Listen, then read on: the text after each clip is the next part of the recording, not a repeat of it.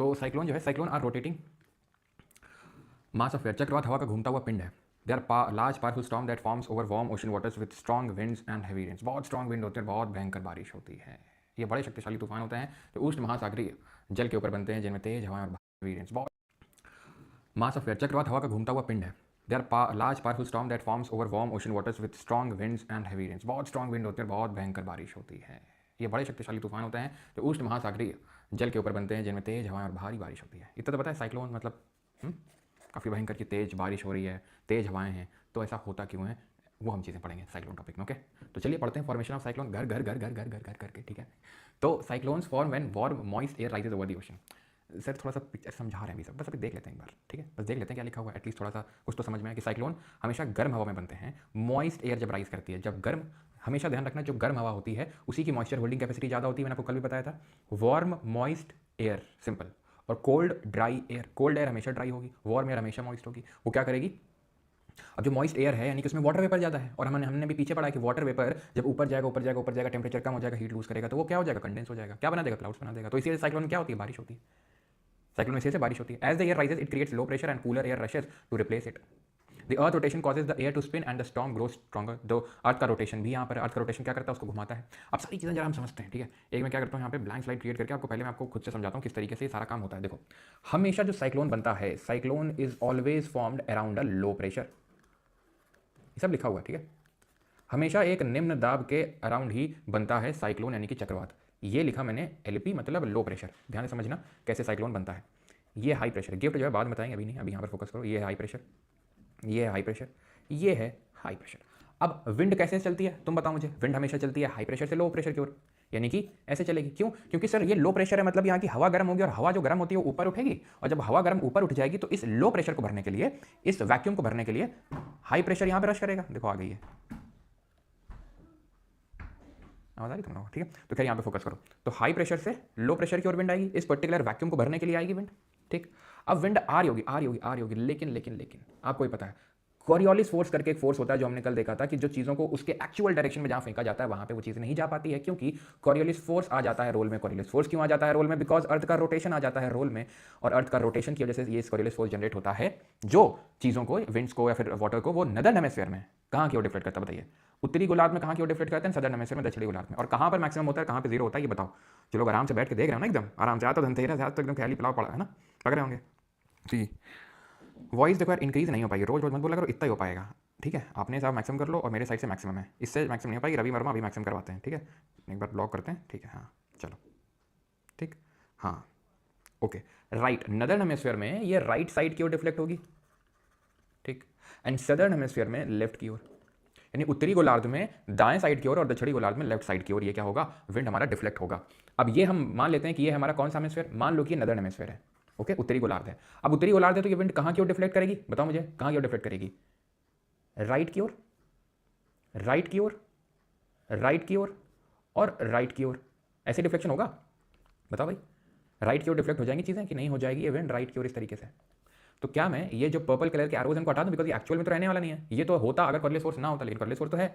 ये हवा कहाँ भाग रही है, ये हवा उधर कहाँ जा रही है भाई, यहाँ तो लो प्रेशर है, ये हवा कहाँ जा रही है। तो ये हवा जब इधर जाएगी due to the low pressure, low pressure इसको इधर की ओर अट्रैक्ट करेगा, लो प्रेशर इधर की ओर अट्रैक्ट करेगा, लो प्रेशर इधर की ओर अट्रैक्ट करेगा, लो प्रेशर इधर की ओर अट्रैक्ट करेगा। कैसा सर्कुलेशन बन गया, ये बन गया ऐसा सर्कुलेशन। ऐसा सर्कुलेशन को क्या बोलते हैं भाई, क्लॉकवाइज की एंटी क्लॉकवाइज, वामावर्त की, भाई कैसा कैसा है बताओ, क्लॉकवाइज है एंटी क्लॉकवाइज, ये इतना तो तुम देख के बता सकते हो कि भाई क्या है ये, घड़ी की दिशा, ये घड़ी की विपरीत दिशा, तो ये है एंटी क्लॉकवाइज, घड़ी की विपरीत दिशा। तो तुमने क्या सीखा, तुमने ये सीखा कि जो साइक्लोन होता है चक्रवात, वो उत्तरी गोलार्ध में एंटी क्लॉकवाइज घूमता है। तो सदर्न में कैसे घूमेगा, सिंपल सी बात है कि सदर्न में तो उल्टा हो जाएगा। तो अब करके दिखाएं क्या, क्यों भाई करके दिखाएं, लोग करके दिखाई देते नहीं, यही बोलोगे कल को जाके लो, पैसा तो पूरा ले लिए थे, लेकिन जो है दक्षिणी गोलार्ध में चक्रवात घुमा के नहीं पता है। कल को जो है समाज नाम रखेगा कि लो, चार लोगों को क्या बोलेंगे फिर कि लो पूरा पैसा ले लिया मास्टर साहब, और चक्रवात घुमा के नहीं दिखाए दक्षिणी गोलार्ध में, बोलियो बनेगा लो प्रेशर ग्राउंडिंग।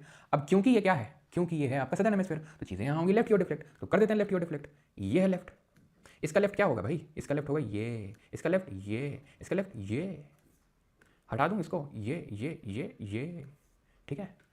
अब कैसा होगा, अब ये लो प्रेशर कैसे बोलेगा, आजा मेरे सर्कल में आ जा, आजा मेरे सर्कल में आ जा, तो क्या होगा इसका, ये होगा अब जो है क्लॉकवाइज सर्कुलेशन। ठीक है, क्लॉकवाइज। बुला लिया उसने अपने सर्कल में। यहाँ पे जो सर्कल बुलाया वो एंटी क्लॉकवाइज और यहाँ पे बुलाया जो क्लॉकवाइज, तो सदर्न हेमिस्फीयर में क्लॉकवाइज घूमेगा, anti clockwise in the northern, southern में आपका क्लॉकवाइज घूमेगा। समझ में आई चीज़? हाँ जी, समझ में आ गई इतनी चीज़। अब हम यहाँ पे देखेंगे कि साइक्लोन में एक्चुअल में क्या क्या उसके डिफरेंट कंपोनेंट्स होते हैं, वो कैसे किस तरीके से बनता है। ठीक है, अच्छा सांस वाली पूरी ट्रेड ओके। चलो भाई, तो यहाँ पे देखो अब साइक्लोन क्या कैसे बनता है, तुम ध्यान से समझना, एकदम फोकस सब बता रहे हैं। ठीक है, तो हमेशा एक लो प्रेशर करंट बनेगा। अब लो प्रेशर भी पता है कैसे चाहिए, वीक लो प्रेशर चाहिए। क्यों सर? लो प्रेशर तो चाहिए, क्योंकि लो प्रेशर नहीं बनेगा, क्योंकि लो प्रेशर होगा हवा ऊपर उठ जाएगी सेंटर की, और इधर उधर की ठंडी हवा बोलेगी चलो चलो चलो भाई वो वहाँ पे तो कोई है नहीं, चलो चलो जल्दी चलो। जब लोग आएंगे यहाँ भरने तो कॉर्लिस फोर्स घर घर घर घर घर घर घर घर घर घुमा डालेगा इनको। अभी देखा कॉर्लिस फोर्स ने घुमाया तो रोटेशन, अर्थ के रोटेशन के कॉर्लिस फोर्स लगा, और उस कॉर्लिस फोर्स की वजह से जो विंड भरने आ रही थी, कोल्ड एयर जो इस लो प्रेशर को भरने आ रही थी, वो क्या करना, धीरे धीरे धीरे धीरे धीरे धीरे धीरे धीरे ऊपर की ओर उठने लगेंगे और अपर एयर डाइवर्जेंस हो जाएगा। Let me make it very clear for you कि लो लेवल पे कन्वर्जेंस हो रहा है सर, साइक्लोन में कन्वर्जेंस हो रहा है। हाई प्रेशर अंदर की ओर आ रही है, हाई प्रेशर से लो प्रेशर की ओर अंदर की ओर हवा आ रही है, लेकिन जब ऊपर जा रही है तो फैल रही है, तो अपर एयर डाइवर्जेंस है, लेकिन नीचे तो कन्वर्जेंस है। अब वो घूम के ऊपर क्यों गई? क्योंकि कॉर्लिस फोर्स था। अब मैंने बोला तुम्हें लो प्रेशर तो चाहिए, क्योंकि भाई लो प्रेशर में ही साइक्लोन बन सकता है, क्योंकि तभी हवा ठंडी हवा अंदर की ओर आएगी, लेकिन जो लो प्रेशर चाहिए वो वीक लो प्रेशर चाहिए। वीक क्यों चाहिए? अब स्ट्रांग होगा ना तो ये इसका डेवलपमेंट नहीं हो पाएगा साइक्लोन का प्रॉपर तरीके से, साइक्लोन का प्रॉपर तरीके से डेवलपमेंट नहीं हो जाएगा। इट इज लाइक कि भाई भम भम करके आग जल रही है, एकदम भयंकर आग जल रही है, लेकिन वो आग लगाई किसने होगी? वो आग लगाई किसने? सर पड़ोसी ने। वो वाली आग की बात नहीं कर रहे हैं हम, आग जो है एक्चुअल वाली आग की बात कर रहे हैं। तो एक अगर मैं छोटी सी माचिस की तीली से भी बहुत भयंकर आग लग सकती है कि नहीं है? तो यही ऐसे समझ लो कि लो प्रेशर तो चाहिए, लेकिन हल्का लो प्रेशर चाहिए। क्यों? क्योंकि फिर आग ढंग से नहीं लग पाएगी। अगर स्ट्रांग होगा ना तो टर्बुलेंस इतना ज्यादा होगा कि ये प्रॉपर तरीके से जो क्यूमुलोनिम्बस क्लाउड का विद एनुअल टॉप, याद है एनुअल टॉप क्यूमुलोनिम्बस क्लाउड, तो विद प्रॉपर इनका जो ये क्यूमुलोनिम्बस क्लाउड का फॉर्मेशन हो रहा है, ये प्रॉपर तरीके से नहीं हो पाएगा, प्रॉपर तरीके से साइक्लोन डेवलप नहीं हो पाएगा। तो इसीलिए उसको पूरा ऑर्गेनाइज होने के लिए शुरुआत में लो प्रेशर चाहिए। ठीक है, मतलब लो प्रेशर तो चाहिए शुरुआत में, कमजोर लो प्रेशर चाहिए, कमजोर निम्न दाब चाहिए, वीक लो प्रेशर चाहिए। ठीक, और सतह का तापमान, पानी की सतह का तापमान लगभग 27 डिग्री सेल्सियस होना चाहिए, क्योंकि गर्म पानी जब तक नहीं होगा तो लो प्रेशर डेवलप नहीं होगा, लो प्रेशर डेवलप नहीं होगा तो साइक्लोन नहीं बनेगा। अब होता क्या है कि जब इस तरीके से ऐसे उठता है, तुम लोगों ने कभी पानी घुमाया है? तुम लोगों ने बाल्टी में पानी को तो घुमाया होगा, पक्का घुमाया होगा, बाल्टी में टब में जब छोटे में नहाने आते थे, याद करो। अभी सर्दियाँ आ रही हैं, अभी भी घुमाओगे सर्दियों में, जाके बैठ जाओगे बाल्टी के पास, टब के पास, सोचोगे कैसे डालें पहला वाला मग्गा, कैसे डालें पहला वाला मग्गा, अगर पानी गर्म नहीं होगा तो है, हो सकता थोड़ी देर पानी घुमाने लगो बैठ के, ये हो सकता थोड़ा इसी से गर्म हो जाए। तो जब तुमने पानी घुमाया होगा तो तुमने इस तरीके देखा होगा, अंदर जो छेद टाइप है, देख रहे हो अंदर जो यहाँ बीच में छेद टाइप है, और ये पूरा घूम रहा है, ऐसे ही घर घर करके साइक्लोन बनता है। कैसे? अरे हट जाओ भाई, क्या हो गया, ऐसे क्या हो गया ये? ठीक है, तो इसी तरीके से साइक्लोन बनता है। ये जब ऊपर ऐसे ऐसे करके उठेगा ना तो सेंटर पे आप ये समझ के चलो, सेंटर पे ये जो एरिया जिसको हम आई बोलते हैं, आंख बोलते हैं, ये काम होगा, शांत होगा, क्लियर स्काई होगा, यहाँ कोई बादल नहीं बनेगा। जो अभी मैंने वो टब वाला बाल्टी वाला करके आपको दिखाई, जाओ ऐसे करते हो, जो गोल गोल घुमाते हो, तो सेंटर में ऐसा कुछ नहीं रहता, सेंटर काम रहता है, उसको साइक्लोन की आई बोलते हैं। किनारे किनारे क्लाउड बनते हैं, आप देख सकते हो किनारे किनारे यहाँ पर क्लाउड का फॉर्मेशन हो रहा है, जिनको की बोलते हैं eye wall. This is the centre part, this is called as sinking air in the eye, क्योंकि यहाँ पर ऊपर जब हवा उठती है तो जो ठंडी हवा है वो नीचे यहाँ पर बैठ जाती है। मैं जानबूझ के मैं आपको नहीं बता रहा हूँ कि क्यों फालतू में इतना कॉन्सेप्ट डीप में ले जाऊँ, जब सस्ते में जब काम हो रहा है तो क्यों फालतू में इधर उधर से घुमा के मैं आपको ले जाऊँ, क्योंकि ऐसा तो है नहीं कि भाई आप सिविल सर्विस का मेंस लिखोगे उसमें पूरा डिस्क्राइब करना होगा। साफ बात इतनी समझ में आनी चाहिए, जो बाल्टी वाली चीज़ मैंने करके दिखाई आपको, कि भाई केंद्र में आई होती है, जो एकदम छेद होता है वो, जहाँ पर कुछ नहीं होता है, जो कहाँ कुछ नहीं होता यानी कोई बादल नहीं है, आई में यानी आंख में, चक्रवात के आंख में, क्योंकि कोई बादल नहीं है तो यहाँ कोई बारिश वारिश करता नहीं है। इसके जो किनारे हैं ये यहाँ, इसको बोलते हैं eye wall, eye wall, eye wall. ठीक है, साइक्लोन की आंख की दीवार बोल दो। ठीक है, और ये आई वॉल में क्या है, क्यूमुलोनिम्बस क्लाउड का फॉर्मेशन हुआ है। ठीक है, कौन से क्लाउड बनेंगे तो हमेशा ध्यान रखना, क्यूमुलोनिम्बस क्लाउड। क्यूमुलोनिम्बस क्लाउड कौन से हैं? जिनका एक्सटेंसिव वर्टिकल डेवलपमेंट है, बहुत ज्यादा इनका वर्टिकल डेवलपमेंट हुआ है। ठीक है, उनको बोलते हैं क्यूमुलोनिम्बस क्लाउड। ओके, तो फेवरेबल कंडीशंस क्या है साइक्लोन की? आपने क्या जाना, एक तो समुद्र का तापमान बहुत ज्यादा होना चाहिए, एटमॉस्फेयर में इंस्टेबिलिटी। सर इंस्टेबिलिटी याद करो, पढ़ा चुके हैं इंस्टेबिलिटी। इंस्टेबिलिटी का मतलब बारिश, बारिश का मतलब फॉर्मेशन ऑफ क्लाउड्स, याद आया? मैंने बताया था टेम्परेचर इन्वर्जन तापमान व्युत्क्रमण लीड्स टू एटमॉस्फेरिक स्टेबिलिटी और इंस्टेबिलिटी। जो तापमान व्युत्क्रमण है वो स्थिरता लाता है, क्या स्थिरता लाता है बताओ जरा? कॉर्लिस फोर्स चाहिए, नहीं तो घूमेगा नहीं। और pre existing weak low pressure area चाहिए, लो प्रेशर तो चाहिए लेकिन वीक चाहिए। आप समझ में आया कि वीक क्यों चाहिए? क्योंकि अगर कुछ लोग अगर मैं पहले बताया था तो लगता है कि यार लो प्रेशर चाहिए, लो प्रेशर में साइक्लोन बनता है, तो उस हिसाब से तो जितना बढ़िया लो प्रेशर होगा, जितना ज़्यादा स्ट्रॉन्ग लो प्रेशर उतना स्ट्रॉन्ग साइक्लोन बनेगा, लेकिन ऐसा नहीं होता है। स्टार्टिंग में आग लगाने के लिए काइंड ऑफ बोल सकते हो, वो माचिस की तीली जरूरी होती है, यानी कि साइक्लोन प्रॉपर तरीके से डेवलप हो, उसका फॉर्मेशन पूरी तरीके से अच्छे से हो, उसलिए वीक लो प्रेशर एरिया चाहिए। स्टेबिलिटी बिल्कुल सही है। ठीक है, तो बाल्टी में तो साइक्लोन क्रिएट, बाल्टी में तो होल क्रिएट होता है, लेकिन साइक्लोन में तो अरे तुमको क्या बाल्टी, साइक्लोन को बाल्टी से वो कर रहे हो क्या? तुमको हम समझाने के लिए वो फिगर दिखाएं कि इस तरीके का कुछ बनता होगा। साइक्लोन में ऑब्वियस बात है, हवा ऊपर की ओर ऐसे उठेगी, ठीक, कोल्ड एयर नीचे सिंक करेगी, इस वजह से। और कोल्ड एयर कभी भी बादल नहीं बनाती है क्योंकि वो ड्राई होती है, उसमें कभी बादल नहीं बनते हैं, कभी बारिश नहीं होती है। सीधा साइक्लोन से इसको रिलेट कर मारे। हम उसको समझने के लिए तुम्हें बताएं कि इस तरीके का कुछ तो बनता होगा कि जहाँ पे सेंटर में एकदम कुछ नहीं है। ठीक है सर, आज तो क्लास नहीं थी, आज तो सैटरडे है, शनि। बेटा फ्राइडे के दिन भी आना होता है, सैटरडे के दिन आके नहीं कूद जाना होता है। जब कल क्लास थी तो कहाँ थे, सो रहे थे तब। जब कल बोल रहे थे बार बार 3-4 बार क्लास में बताए थे कि सैटरडे को क्लास होगी, आज क्लास होगी, कि छोटा सा टॉपिक है। कल तो तुम आए नहीं और टपक के ज्ञान दे रहे हो कि आज सैटरडे को तो क्लास नहीं होती है, मतलब जो पढ़ भी रहा है उसको भी ना पढ़ने दो, क्यों। खैर, तो स्टेबिलिटी का मतलब हमेशा होता है कि कोई क्लाउड नहीं है, क्लियर वेदर है। इंस्टेबिलिटी का मतलब है बादल है, बारिश हो रही है। तो वार्म एयर राइज कर रही है और कोल्ड एयर नीचे आई में सिंक करती है, इस वजह से वहाँ पर कोई बारिश नहीं होती। तभी मतलब जनरली जब होता है, जैसे for example bay of Bengal है, ठीक है, तो यहाँ पर इस तरीके से साइक्लोन बना। ठीक है, अब ये भी हम जानेंगे कि बे ऑफ बंगाल में ही साइक्लोन क्यों ज़्यादा बनते हैं। तो मान लो इस तरीके से साइक्लोन बना, ये आई, तो जब ये हिट करेगा तो बारिश होगी, बारिश होगी, बारिश होगी, और जब आई वाला हिस्सा यहाँ पर साइक्लोन ये कोस्ट में टकराएगा तो कोई बारिश नहीं होगी। यानी कि जब साइक्लोन आता है खूब बारिश लेके आता है, मान लो 2 दिन बारिश हुई और एक दिन हो सकता है बारिश रुक गई, क्यों, क्योंकि हो सकता है आई वाला पार्ट आ गया वो अभी कोस्ट में, फिर जब ये वाला पार्ट आएगा फिर से बारिश स्टार्ट हो जाएगी। तो इस तरीके से होता है। खैर, साइक्लोन्स के डिफरेंट नेम्स होते हैं, आप देख सकते हैं यहाँ पर, जैसे कि अटलांटिक ओशन में, अटलांटिक महासागर में इसको हरिकेन के नाम से जानते हैं, साउथ चाइना सी और वेस्टर्न पैसिफिक ओशन में इसको टाइफून के नाम से जानते हैं, ऑस्ट्रेलिया में विली विली के नाम से जानते हैं, और इंडिया में साइक्लोन के नाम से ही जानते हैं। अब यहाँ पे जानते हैं कि बे ऑफ बंगाल में, और वहाँ पे जो राइट साइड में डब्बे में लिखा था उसको भी बताऊंगा, भी रुक जाओ। ठीक है, पहले ये देखो। ठीक है, आपने ये नोटिस किया होगा कि बे ऑफ बंगाल पे ज़्यादा साइक्लोन आते हैं अरेबियन सी में। नहीं नोटिस किया तो नोटिस करना कि जो चक्रवात हैं वो बंगाल की खाड़ी में ज़्यादा आते हैं अरब सागर के कंपैरिजन में। ये अरेबियन सी है, ये इंडियन ओशन का ये वाला जो पार्ट है इसको अरेबियन सी बोलते हैं, ये वाला जो पार्ट है ये बे ऑफ बंगाल है। इसके पीछे का कारण क्या है, तो 3-4 कारण है इसके पीछे के। पहला कारण है कि यहाँ पर गर्म ज़्यादा होता है Bay of Bengal as compare to Arabian Sea. ये क्यों गर्म होता है, लैटिट्यूड तो सेम ही है, लैटिट्यूड तो सेम ही है, तो गर्म तो सेम होना चाहिए, देख के तो यही लगता है, लेकिन हर चीज़ सिर्फ लैटिट्यूड पे तो डिपेंड करती नहीं हीटिंग। ठीक है, तो हीटिंग इसकी इसलिए ज़्यादा होती है क्योंकि यहाँ पर अगर आप देखोगे तो it is surrounded more by land. इसका देखोगे तो लैंड से उतना ज़्यादा सराउंडेड नहीं है, लैंड बहुत दूर है। अब यहाँ पे तो आपको दिख नहीं रहा, अफ्रीका बहुत दूर है यहाँ से, तो खुला बहुत ज़्यादा ही है क्योंकि ये लैंड से बहुत ज़्यादा घिरा हुआ है। And we have studied in our previous lecture, कल वाले लेक्चर में हमने पढ़ा था इस चीज़ को कि लैंड की, जमीन की, भूभाग की स्पेसिफिक हीट कैपेसिटी, विशिष्ट ऊष्मा जो क्षमता होती है वो कम होती है, वो जल्दी हीट होती है, जल्दी क्या बोलते हैं, जल्दी कूल डाउन होती है। तो जो हीट ट्रांसफर है लैंड से वो यहाँ पे ज़्यादा होता है, पहला, तो इस वजह से हीट ज़्यादा होता है। दूसरा, इसका जो शेप है वो फनल शेप है, इसका शेप भी काफ़ी हद तक रिस्पॉन्सिबल है कि सारी विंड्स जो हैं और कहीं जा नहीं पाती हैं। अब इसकी विंड इधर उधर इधर चली गई, लेकिन ये एकदम ऐसा फनल शेप है कि इसकी सारी विंड्स एक ही ओर यहाँ पर आ जाती हैं टकरा के। जो हाई विंड है, तो हाई प्रेशर की विंड, कोल्ड विंड जो है वो इधर उधर ना जाके उस सेंटर की ओर आ जाती है यहाँ पर, जिसकी वजह से यहाँ पर अच्छा खासा साइक्लोन का फॉर्मेशन हो जाता है। तीसरा रीज़न ये है कि जब हम इंडियन ज्योग्राफी पढ़ेंगे ट्यूसडे वेडनेसडे ऑनवर्ड्स, ठीक है, बिकॉज आपकी छुट्टी मंडे को तो दिवाली है, ट्यूसडे को लेने को तुम ले लेंगे, लेने को तुम कल भी ले लेंगे, लेकिन कल संडे आओगे नहीं, मंडे को दिवाली है तो भी नहीं आओगे, और ट्यूसडे को सोगे उठ नहीं पाओगे तुम, है ना, क्योंकि रात तक तुम्हें बम फोड़ने होंगे, तो वेडनेसडे होगा। ठीक है, तो ये चीज़ ध्यान समझना। ठीक है, तो इंडियन ज्योग्राफी हम पढ़ेंगे तो वहाँ पर देखेंगे कि ज़्यादातर जो हमारी नदियाँ हैं वो बे ऑफ बंगाल में अपना वाटर को ड्रेन करती हैं, बे ऑफ बंगाल में अपने पानी को गिराती हैं बंगाल की खाड़ी में, और जब पानी कैरी करती है हमारी रिवर्स वो फ्रेश वाटर होता है। तो यहाँ पर इन्फ्लक्स जो होता है फ्रेश वाटर का, बे ऑफ बंगाल में जो फ्रेश वाटर आता है, तो ताज़ा पानी आता है, उसकी मात्रा ज़्यादा होती है। तो 3 प्रमुख कारण है जिसकी वजह से क्यों बंगाल की खाड़ी में साइक्लोन यानी कि चक्रवात ज़्यादा आते हैं। ठीक है, पहला कारण तो आपने जाना क्या कि इसका जो हीटिंग है वो ज़्यादा होता है, प्लस इसका जो शेप है वो फनल शेप है, और यहाँ पर फ्रेश वाटर का इन्फ्लक्स ज़्यादा होता है। ठीक है, तो सारी चीज़ें क्लियर हैं कि नहीं, जल्दी बताइए। ठीक है, तो सारी चीज़ें क्लियर हैं, सारे फैक्ट्स आपको कि क्यों बे ऑफ बंगाल पे ज़्यादा साइक्लोन आते हैं कंपेयर टू अरेबियन सी। एक सेकंड रुकिए।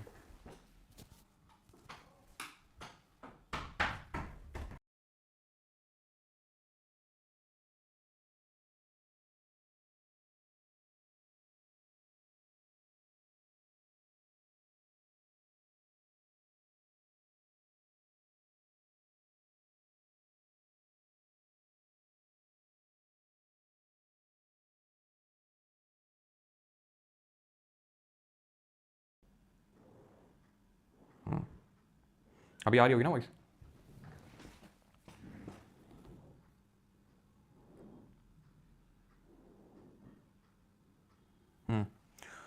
ओके, क्लियर है सारी चीज़ें कि यहाँ पे साइक्लोन क्यों ज़्यादा आते हैं। अब यहाँ पे जो साइक्लोन आता है, अगर आपने कभी नाम सुना, तितली, तेज, है ना, इस तरीके के नाम होते हैं, ये नाम रखता कौन है, तो how the naming of cyclone is decided. तो साइक्लोन की नेमिंग किस तरीके से होती है, तो वर्ल्ड मेट्रोलॉजिकल ऑर्गेनाइजेशन है और यूनाइटेड नेशन का ये एक ये जो ESCAP करके एक आपका पोर्टल होता है, ठीक है, इनका सॉरी पोर्टल बोलो, पैनल होता है। ये क्या करता है, ये 13 कंट्रीज हैं इस पैनल में, there are total number of 13 countries, 13 देश हैं जो इंडियन ओशन में आपको देखने को मिलेंगे।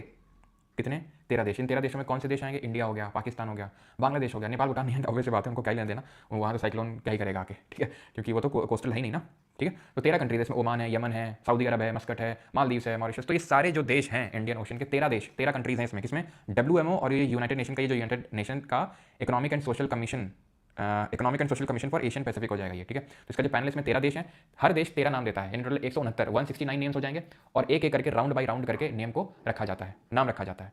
कौन रखता है? तो एक रीजनल सेंटर है, नॉर्थ इंडियन ओशन का एक रीजनल सेंटर है जो न्यू दिल्ली में, वो नाम एक एक करके देता रहता है। मतलब नाम तो दिए सारे देशों ने, लेकिन वो अगले वाले साइक्लोन की नेमिंग कर देता है पहले से ही, जो अगला साइक्लोन आएगा उसका नाम ये होगा।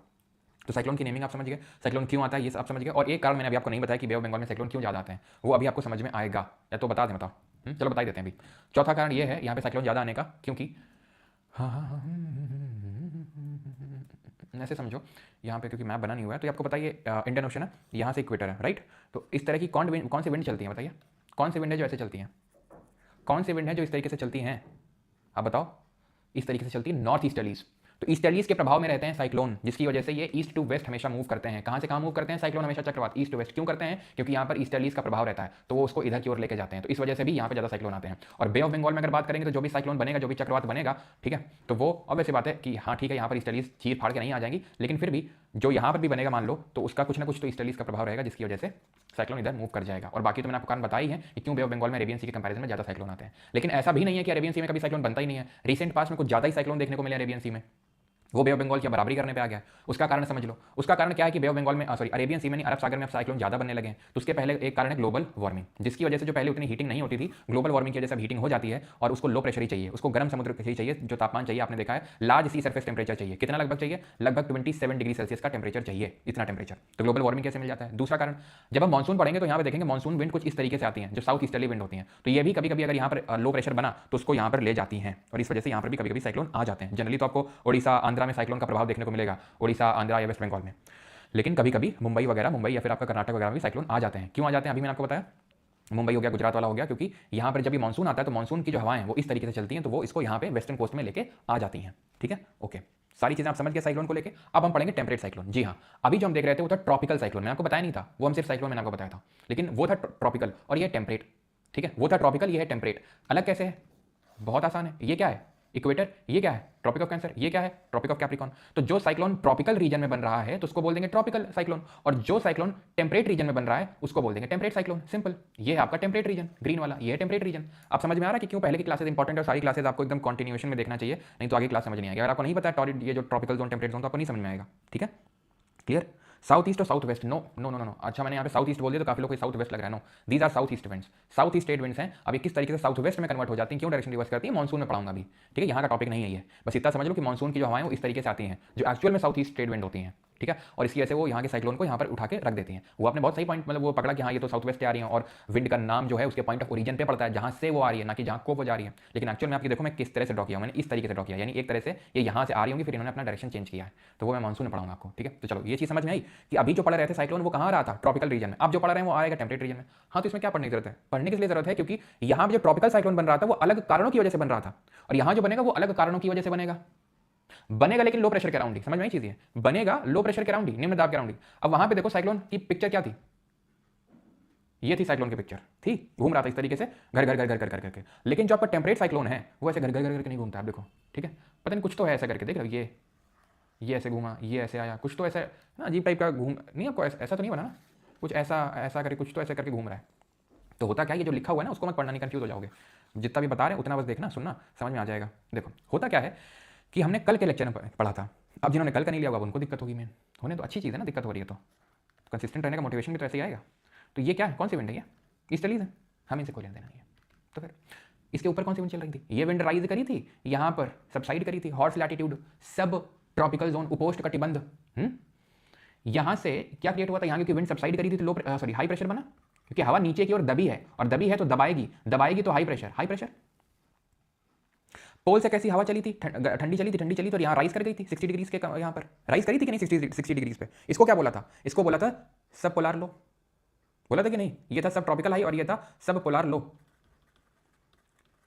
यानी कि उपध्रुवीय निम्न लो प्रेशर। विंड कैसे चली थी? हाई से लो, यहां से आ रही थी ठंडी हवा आ रही थी, और यहाँ ये क्या है? ये पोलर ईस्टर्लीज हैं सर, ये पोलर ईस्टर्ली, ये वेस्टर्लीज, पछुआ पवने, ठीक। तो ये जो पछुआ पवने यहाँ से गई, पछुआ पवने, और वहां से जो ईस्टर्लीज आई, जहां पर इनका होगा मिलन,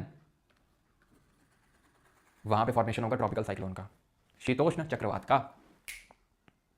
ऊपर से तो ठंडी ही हवा आएगी, और यहाँ से गर्म ही हवा आ जाएगी, सिंपल सी बात है। कोई हवा अगर इक्वेटर के पास से जा रही है ऊपर तो वो गर्म ही होगी कंपैरेटिवली, और जो ऊपर से आ रही पोल से वो ठंडी ही होगी कंपैरेटिवली।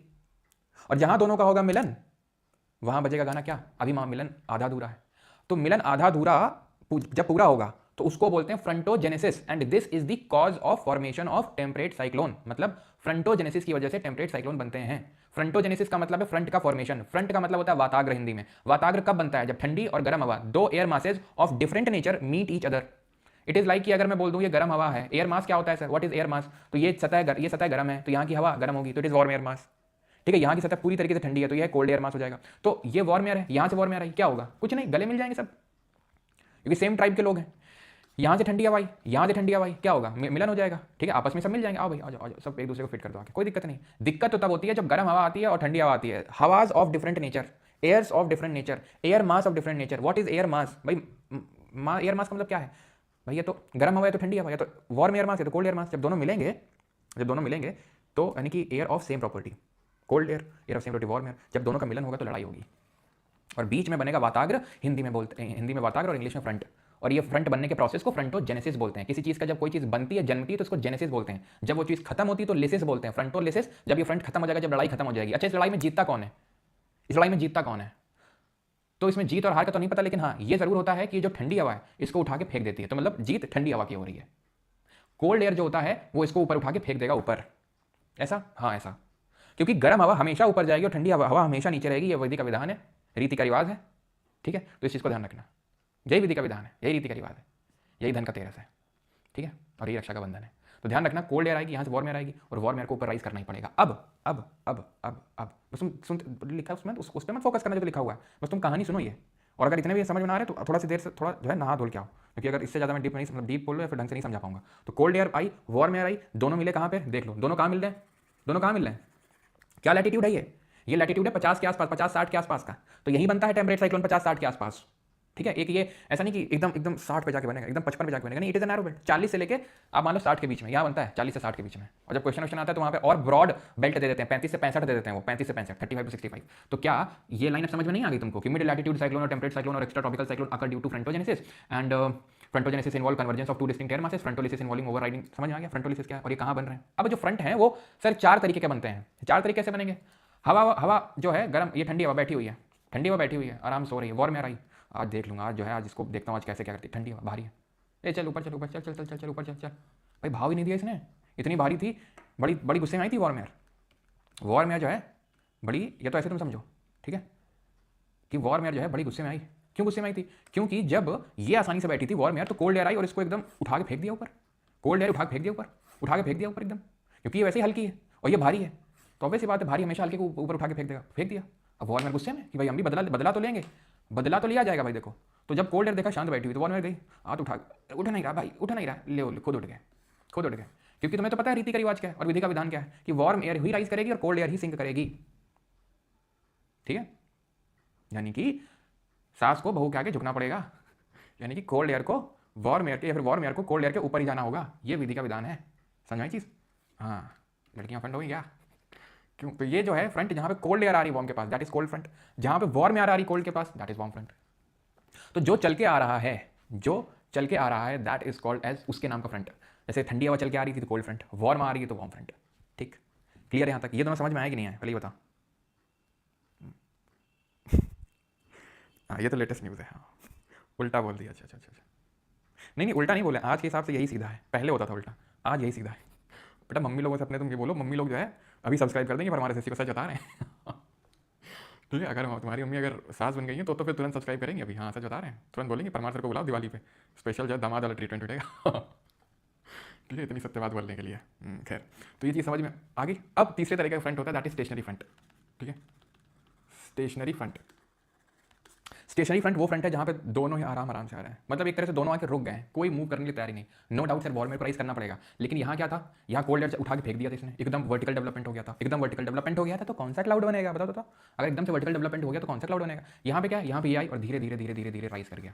यहाँ पे क्या कोई आ ही नहीं रहा ना, मूवमेंट हो ही नहीं रहा, तो स्टेशनरी फ्रंट होता है। बादल यहाँ बनेगा, बारिश यहाँ पे भी होगी, लेकिन यहाँ धीरे छुटपुट बारिश होगी, धीरे बहुत लंबे समय तक बारिश, तगड़ी बारिश देगा भाई। क्यों लो निम्बस बनाया आखिरकार, क्यूमुलो निम्बस का मतलब ये होता है तगड़ी बारिश, तगड़ी लाइटनिंग एंड थंडर, दबा के कड़कड़ गड़गड़ गड़गड़ होगा, एकदम मजे आ जाएंगे पूरे। ठीक है, यहाँ पे क्या, यहाँ पर लेयर बाय लेयर क्लाउड बनेगा, तो मैं नहीं बोल सकता हूँ निम्बो स्ट्रेटस, लो लेवल का है तो निम्बो, और लेयर बाय लेयर बनेगा तो स्ट्रेटस, निम्बो स्ट्रेटस बन जाएगा। ये ऑक्लूडेड क्या होता है, ऑक्लूडेड में होता क्या है ना कि देखो, इसको थोड़ा हटा दें अगर दिक्कत ना हो तो, वैसे भी समझ में तो आ नहीं रहा होगा, रेटिंग इतनी सुंदर है। तो होता क्या है ना कि जब गर्म हवा ऊपर से आती है, सॉरी ठंडी हवा ऊपर से आती है, तो ऐसे सीधे सीधे तो आके मिलन हो नहीं जाता, आइए आपका इंतजार था, ऐसा तो होता नहीं है। क्यों? कॉरियलिस फोर्स भी तो है, कॉरियलिस फोर्स भी तो चीज़ें घूम के आएंगी, इस तरीके से पूछाएंगे तो घूम घूम के अगर मार रहा है कौन, ठंडी हवा, किसको, गर्म हवा को, पहले यहाँ से मारा फिर पीछे से मार रहा है, ऐसे घुमा घुमा के अगर मार देगा उसको बोलेंगे ऑक्लूडेड फ्रंट। ऑक्लूडेड फ्रंट उसको बोलते हैं जहाँ पे घुमा घुमा के मार दे रहा है वो, और जब आखिर में पूरा फ्रंट खत्म हो जाएगा तो उसको बोलते हैं फ्रंटोलिसिस, यानी कि फ्रंट जो है खत्म हो गया, वाताग्र जो है पूरी तरीके से चला गया। ठीक है, हिंदी में लिखे होंगे मैं, ठीक है, नोट्स में तो पूरा आपको मिलता ही है। तो यहाँ पर ऑक्लूडेड फ्रंट कब मिलता है, जब ठंडी बहुत तेज हवा जो है ओवरटेक कर जाती है।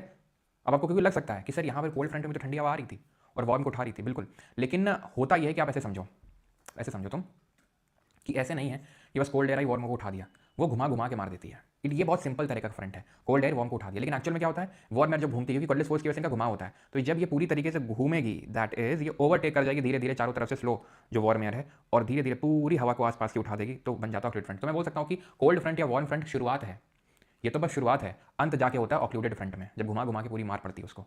ठीक है, तो ऑक्लूडेड है ये फ्रंट। ओके, मतलब ये ऑक्लूडेड में दोनों तरह का फ्रंट बन रहा है।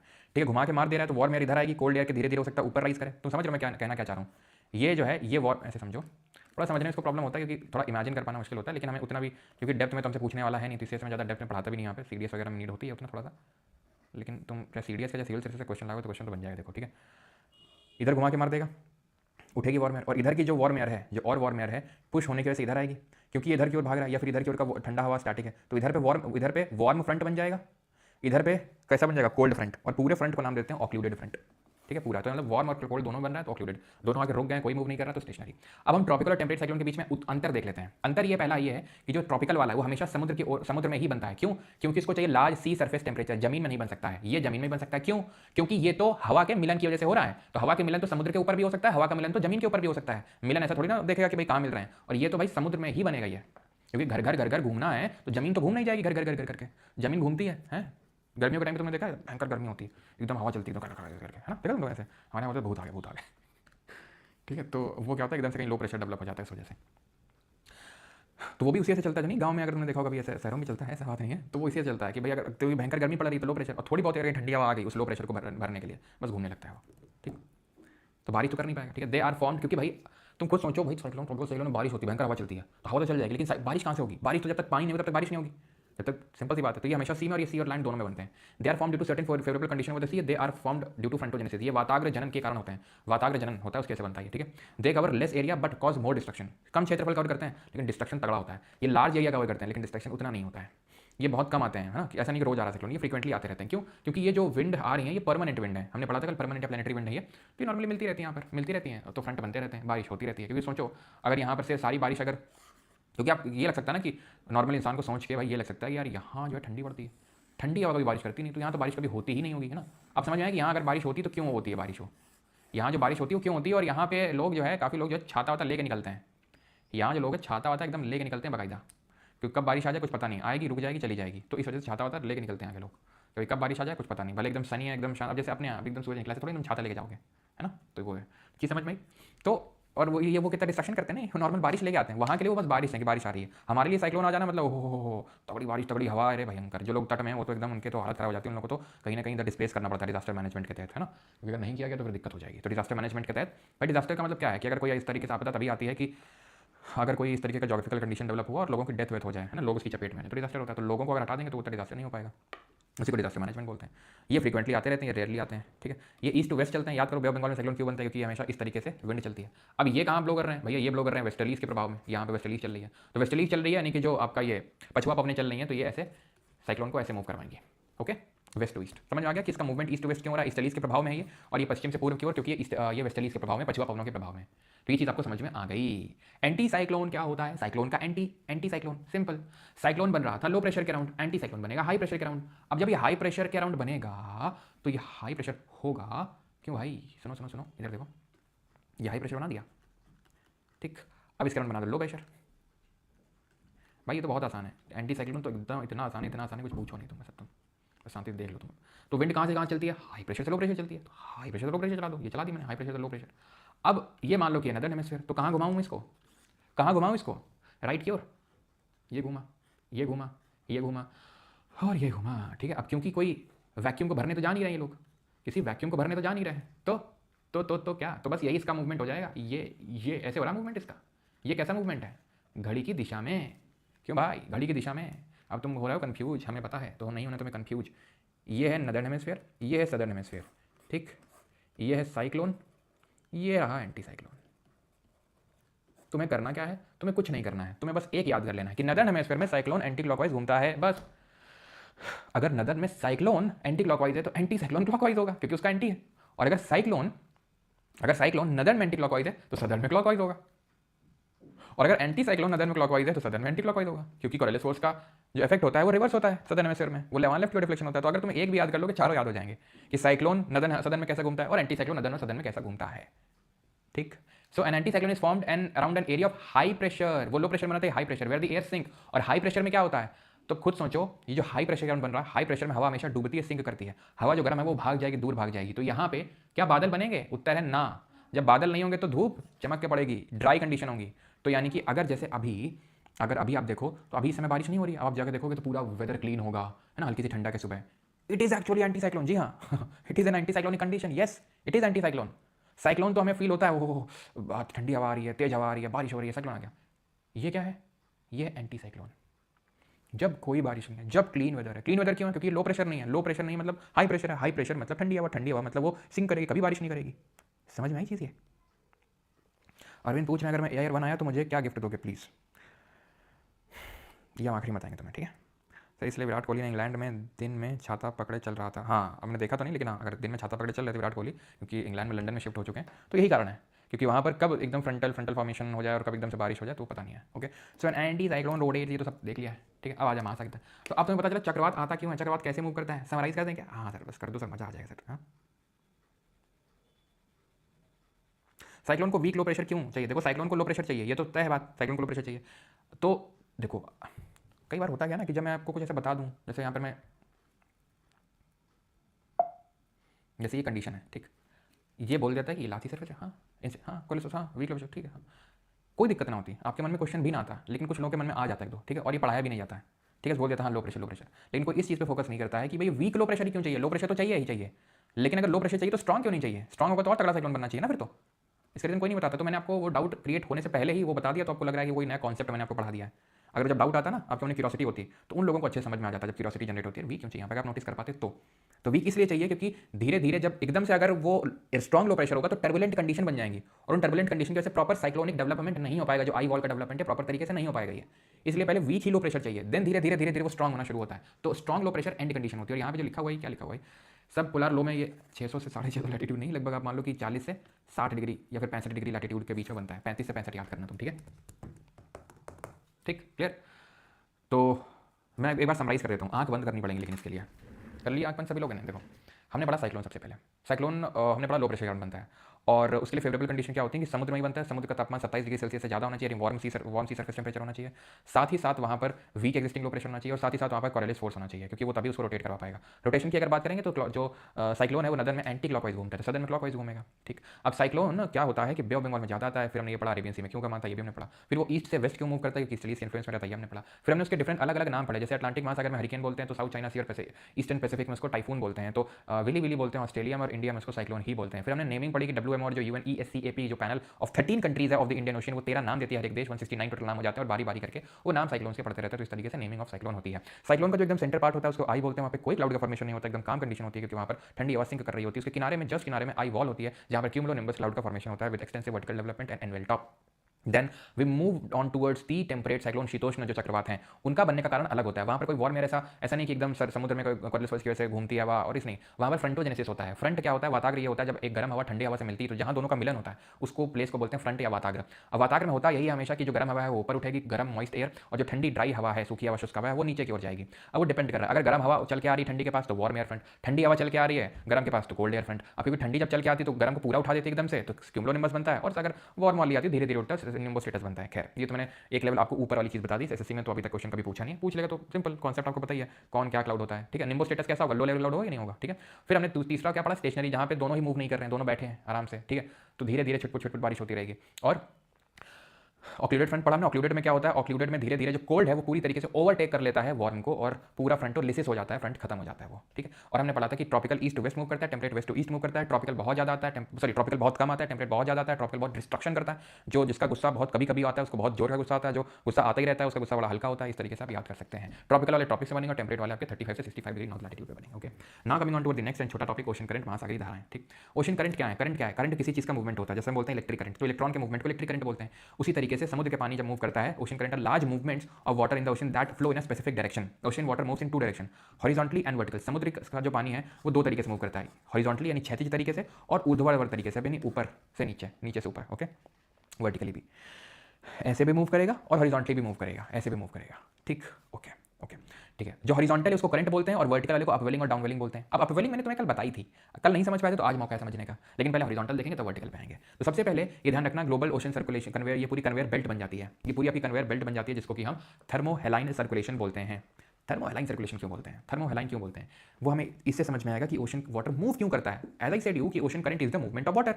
ओशन करंट जो महासागरीय जल धारा है उसका मतलब ये है कि वो जल की धारा बन रही है, वो समुद्र का पानी मूव कर रहा है। वो मूव कर क्यों रहा है, वो इन 5 कारणों की वजह से मूव कर रहा है। हवा चल रही है, डेंसिटी डिफरेंस है, गुरुत्वाकर्षण है, कोरिलेस बल है और तटरेखा है। पहला समझो हवा, ये समुद्र का पानी है, ये समुद्र का पानी है। अब समुद्र ऐसा कोई छोटा मोटा तो होता नहीं, बहुत गहरा होता है समुद्र तो बहुत गहरा होता है। तो तुमको क्या लगता है हवा इतनी जोर की चलेगी पूरा समुद्र का पानी एक साथ मूव करेगा? नहीं, हवा का इन्फ्लुएंस तो टॉप लेयर में ही रहेगा, सिर्फ जो ऊपर की सतह है वहीं तक रहेगा हवा का। इतना तो एटलीस्ट मैं तुमसे एक्सपेक्ट कर ही सकता हूँ, कितना तो इमेजिन कर ही सकते हो कि जब हवा चलेगी तो ऊपर का पानी ही मूव करेगा, नीचे का तो स्टिल रहेगा। तो ऊपर का पानी तो मूव कर गया हवा की वजह से, ठीक, ये जस्टिफाई हो गया कि क्यों ये रीजन है एक मूवमेंट ऑफ ओशन करंट का। अब नीचे का कैसे मूव करेगा, नीचे का मूव करेगा इन दोनों की वजह से, डेंसिटी डिफरेंस और ग्रेविटी की वजह से। कैसे वो समझो। अब ये जैसे पूरा हमारा पानी है, ठीक, यहाँ का पानी गर्म होगा, यहाँ का पानी ठंडा होगा, नो डाउट इन दिस। जिस तरह गर्म हवा उठती है ऊपर, उसी तरह गर्म पानी भी ऊपर उठता है। जिस तरह गर्म हवा ऊपर उठती है उसी तरह गर्म पानी भी ऊपर उठता है। जिस तरह ठंडी हवा नीचे डूबती है, नीचे जाती है, उसी तरह ठंडा पानी भी नीचे जाता है, ठीक। पहली चीज़ तो ये वार्म एयर होगा, वार्म यहाँ का वाटर होगा थोड़ा सा ऊपर राइज करेगा और यहाँ नीचे जाएगा। दूसरा डेंसिटी, मैंने बताया डेंसिटी डिफरेंस कैसे क्रिएट होता है। यहाँ पर बर्फ ज़्यादा आपको ग्लेशियर देखने को मिलेगा, यहाँ पर सर यहाँ तो ग्लेशियर कहाँ देखने को मिलेंगे, यहीं मिलेंगे ग्लेशियर, तो मिलेंगे ना ग्लेशियर। अब याद करो पिछली क्लास में कहीं मैंने आपको पढ़ाया था वाटर का कंपोजिशन। तो हमारी पृथ्वी पे 71% पानी है, 29% लैंड मास। अब इस 71% में अगर आपको याद हो तो 97.2% कुछ आपको बताए थे, 97.2% है सॉल्ट वाटर और बच गया 2.8 या 2.7% के लमसम ये फ्रेश वाटर। अब इस फ्रेश वाटर में सबसे ज्यादा फ्रेश वाटर कहां पे है जरा बताना। तो इस 2.8 का 2% या फिर 2 पॉइंट में से 2% वहां पे है, या फिर इस 2 पॉइंट का पूरा अगर मैं देखूं तो 68.7% कहां पे है, बताओ जल्दी से। लास्ट में मूव करके वाटर कहां जाता है, कहीं नहीं जाता, घूमता रहता है। इसी को बोलते हैं क्या, कन्वेयर बेल्ट। जो कन्वेयर बेल्ट होती है, तुमने देखी कभी कन्वेयर बेल्ट इस तरह से पड़ी होती है, घूमे कहां जाती, कहीं नहीं जाती, घूमती रहती है ऐसे करके। ग्लेशियर में, यस, आइस कैप्स ग्लेशियर में। तो ग्लेशियर कहां है, यहां जाता है पोलर एरियाज में। ध्यान से समझना, फ्रेश वाटर का मतलब उसमें कोई सॉल्ट नहीं है। तो जब यहाँ पे आई ग्लेशियर बना होगा तो सॉल्ट को हटा दिया होगा उसने खुद से, क्या टोटल सॉल्ट, भाई मैं तो फ्रेश वाटर का एक स्रोत हूँ, मैं सॉल्ट थोड़ी नहीं रख सकता हूँ। तो सॉल्ट वाटर यहाँ के समुद्र के पानी में आ जाएगा। तो अब मुझे बताओ ये पानी डेंस होगा यानी कि भारी होगा या हल्का होगा, इसका घनत्व तो ज़्यादा होगा या कम होगा, इसकी डेंसिटी ज़्यादा होगी कम होगी। सिंपल डेंसिटी ज़्यादा होगी क्योंकि सॉल्ट कंटेंट ज़्यादा है। और सॉल्ट कंटेंट क्यों ज़्यादा होना आपको पता है, तो क्योंकि ये भारी है तो ये नीचे सिंक करेगा, क्योंकि ये ठंडा है, क्योंकि ये भारी है तो नीचे सिंक करेगा, ठीक, नीचे सिंक करेगा। ये क्योंकि लाइट है, ठीक है, तो ऊपर की ओर उठेगा और उतना डेंस नहीं है। तो एक ये जो ग्रेविटी, अब तुम खुद बताओ, जैसे मान लो कटोरा है, थाली है, इसमें तुम खिचड़ी डालो, घी डालोगे तो पूरी फैलेगी ना चारों तरफ। उसी तरीके से ऐसे समझ लो इसका फैलाव होगा, क्योंकि ग्रेडियंट बनेगा, क्योंकि एक स्लोप क्रिएट होगा। उस स्लोप की वजह से ये जो है नीचे का जो ठंडा पानी है वो यहाँ की ओर मूव करना शुरू करेगा। यहाँ का जो गर्म पानी है वो यहाँ पे जाएगा, ठीक है, यहाँ पे, क्योंकि इस तरीके का ग्रेडियंट क्रिएट हुआ। ध्यान समझना, गर्म पानी ऊपर उठा, ऐसे समझ लो गर्म पानी ऊपर उठा, और क्योंकि ठंडा पानी नीचे सिंक किया तो काइंड ऑफ हल्का सा ग्रेडियंट क्रिएट हुआ। तो वहाँ पर ग्रेविटी काम करेगी, ठीक। तो ग्रेविटी की वजह से गर्म पानी इक्वेटर से भूमध्य रेखा से गर्म पानी हमेशा ध्रुवों की तरफ जाता है, हमेशा ध्रुवों की तरफ जाता है। और ठंडा पानी, जो नीचे ठंडा पानी है वो, क्योंकि गर्म पानी ऊपर आ रहा है तो नीचे का जो ठंडा पानी है वो अब इक्वेटर की तरफ चलना शुरू करेगा। तो इससे क्या होता है, हीट डिस्ट्रीब्यूशन भी तो हो रहा है। तुम सोचो अगर ये जो गर्म पानी है यहाँ जाके यहाँ पे हल्की गर्मी दे रहा है ना, क्योंकि यहाँ पे तो तगड़ी ठंडी पड़ती होगी, तो ये तो एकदम जम जाएंगे। लेकिन गर्म पानी रेस्क्यू में आता, बोलता है चिंता मत करो, इतना जमने नहीं देंगे, थोड़ी बहुत तो गर्मी आके तुमको दे देंगे। और यहाँ बहुत गर्मी होगी तो यहाँ हल्का सा ठंडा पानी आके ठंडक दे देता है। तो इससे हीट सर्कुलेशन भी होता है, इसीलिए तो नाम लिखा हुआ है थर्मोहेलाइन से, क्योंकि थर्मो का मतलब यही होता है टेम्परेचर, और हेलाइन का मतलब एच से रिप्लेस कर दो, एस से, एच को रिप्लेस कर दो एस से, क्या हो जाएगा सेलाइन। हेलाइन का मतलब सेलिनिटी होता है। तो टेम्परेचर और सैलिनिटी दोनों का लेना देना यहाँ पे। कॉर्लिस फोर्स क्या कर रहा है? कॉर्लिस फोर्स अभी तक क्या कर रहा था? घुमा रहा था, तो घुमाएगा। कॉर्लिस फोर्स अभी तक क्या कर रहा था? घुमा रहा था ना, तो अभी भी घुमाएगा ही। कैसे घुमाएगा? कैसे घुमाएगा? कैसे घुमाएगा? तो भाई ये सीधा नहीं आ रहा ना, ये सीधा नहीं आ रहा है ना, ये सीधा नहीं जा रहा है ना, ये घूम रहा है, ये घूम रहा है। और कैसे घूम रहा है? ये नदर्न हेमिस्फीयर, इक्वेटर के ऊपर नदर्न हेमिस्फीयर है, तो राइट की ओर घूम रहा है, ये राइट की ओर घूम रहा है, राइट की ओर घूम रहा है, ये राइट की ओर घूम रहा है, ये लेफ्ट की ओर घूम रहा है, ये लेफ्ट की ओर घूम रहा है, ये लेफ्ट की ओर घूम रहा है। क्यों? क्योंकि सदर्न हेमिस्फीयर कॉर्लिस फोर्स चीज़ों को लेफ्ट की ओर घुमाता है सदर्न हेमिस्फीयर में। तो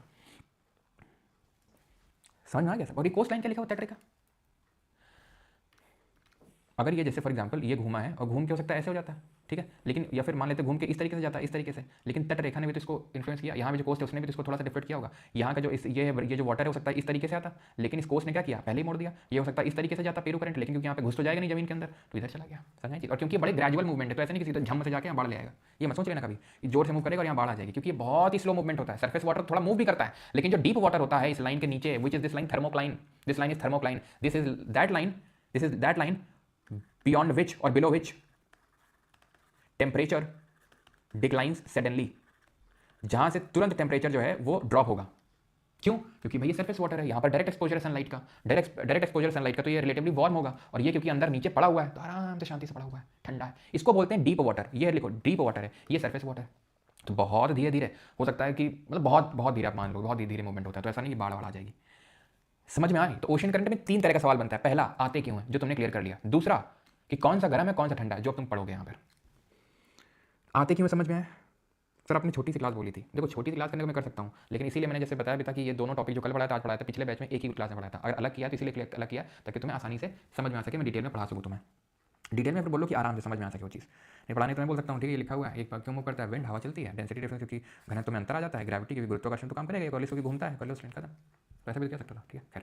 तो थर्मोक्लाइन इसी तरीके से हेलोक्लाइन होती है, मैंने कल मतलब बताया अभी तक, क्वेश्चन आया था कल। हेलोक्लाइन, थर्मो का मतलब टेम्परेचर होता है, हेलोक्लाइन, ठीक है। हेलो का मतलब सैलो, ठीक है, सैलो मतलब वो लाइन, इसके बारे में हम पढ़ेंगे थोड़ा सा डिटेल में एनवायरनमेंट इकोलॉजी में। वो लाइन जहाँ से सैलिनिटी एकदम इंक्रीज हो जाए, लवणता एकदम से बढ़ जाए, ठीक है, क्योंकि आपको पता है कि टेम्परेचर तो डिक्रीज़ करेगा नीचे जाने पे, लेकिन सैलिनिटी इंक्रीज़ करेगी, क्योंकि अभी बताया कि जो सॉल्ट वगैरह हैं, जो नमक वगैरह है, वो नीचे सिंक डाउन कर जाएंगे। और क्योंकि यहाँ का पानी ज़्यादा नमक है तो इसी वजह से यहाँ का पानी नीचे सिंक कर जाता है ना। और अभी बताया कि क्यों नमक ज़्यादा होगा, ठीक है। तो वो लाइन जहाँ से सैलिनिटी एकदम इंक्रीज़ कर जाए, हेलोक्लाइन, जहाँ से टेम्परेचर एकदम डिक्रीज़ कर जाए, थर्मोक्लाइन। बाकी इनके बारे में जब एनवायरनमेंट इकोलॉजी में डिफरेंट जोन्स पढ़ाऊंगा, पेलागिक zone, benthic zone, lotic zone, वो सब वहाँ पे भी देखेंगे इसको, ठीक है ना। दूसरा क्वेश्चन कि कौन सा करंट गर्म है कौन सा ठंडा है, ठीक। तो हमेशा गर्म जो पानी है वो इक्वेटर के पोल्स की तरफ, इक्वेटर से पोल की तरफ जाएगा, और ठंडा पानी हमेशा पोल से इक्वेटर की तरफ आएगा, ये समझ में आती है। पहले अटलांटिक ओशन पे फोकस करते हैं, जो एस शेप ओशन है। यहाँ पे कौन सा ओशन है ज़रा बताओ, यहाँ कौन सा ओशन है बताओ जल्दी से, कौन सा सी है, सॉरी ओशन बोलो, कौन सा सी है। तो यहाँ से अब पहले तो तुम ये समझो, यहाँ पे कौन सी हवाएं हैं, नॉर्थ ईस्टर्लीज। यहाँ सर कौन सी हवाएं हैं, सर साउथ ईस्टर्लीज। तो हवा पानी को मूव नहीं कराएगी सर, अभी तो बताया सरफेस वाटर मूव कराएगी, यहाँ तो करवा दो। नॉर्थ ईस्टर्लीज जो हवा को मूव कर, पानी को मूव करवाएंगी, तो उससे जो करंट बनेगा नॉर्थ इक्वेटोरियल करंट। जो साउथ ईस्टर्लीज मूव करवाएंगी वो साउथ इक्वेटोरियल करंट। एक चीज़ बताना भूल गया, साइक्लोन में वैसे तो तुम कर सकते हो, लेकिन फिर भी आपको जब तक बताया नहीं जाएगा तब तक आप, है ना।